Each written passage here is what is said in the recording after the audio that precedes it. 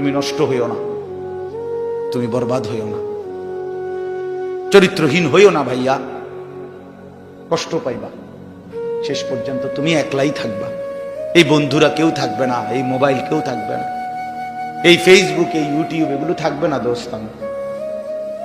খুব অল্প সময়ের ব্যবধানে আমি তুমি সবাই পৃথিবীর মায়া ছেড়ে চলেই যেতে হবে, খুব দ্রুত। যুবকও কবরে চলে যায়, বয়স্ক মানুষও কবরে যায়, কোলের বাচ্চাও কবরে চলে যায়। আল্লাহ তাআলা আমাদেরকে বুঝ দান করেন, আল্লাহ তাআলা আমাদেরকে কবুল করে নেন। অনেক ছেলে বসছো মাশাআল্লাহ, ছেলেরা তোমাদেরকে আমি আপন করে বলবো, নিজের ভালো বোঝো ভাই, নিজের ভালো বোঝো। কেন নষ্ট হইবা? এত সুন্দর দেহ, এত শরীর স্বাস্থ্য আল্লাহ তাআলা সুস্থ সবল বানাইছেন। আল্লাহ তাআলা চোখ দিয়েছেন, নাক দিয়েছেন, কান দিয়েছেন, হাত পাও দিয়েছেন। কোরআন শরীফে আছে, এই যে এখন বললাম যে নামাজ পড়ে না তার মৃত্যুর কষ্ট হবে।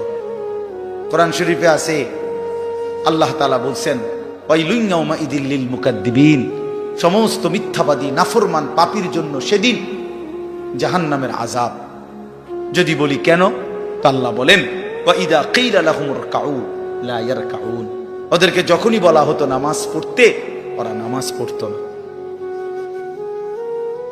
আমি বারবার ডাকছি, 5 বার এক এক বেলা, এক এক দিন 5 বার মসজিদে, এক একটা মহল্লায়, যেই কোনো মানুষ আমরা যখন মসজিদে এক একটা ওয়াক্তের আজান হয়, এক মসজিদে না, কমপক্ষে 10টা মসজিদের আজান কাছাকাছি জায়গার থেকে আমাদের কানে ঢোকে, ঠিক না?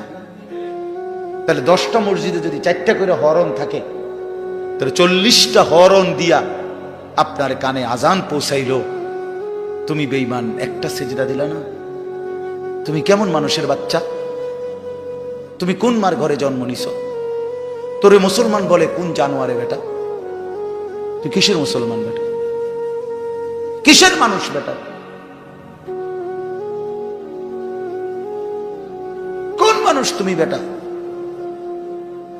আল্লাহ তাআলা বলেন, আমি বললাম তাকে বারবার, সে আমার মতো মালিবের কথা, মনিবের কথা ছেড়ে দিল, প্রত্যাখ্যান করলো।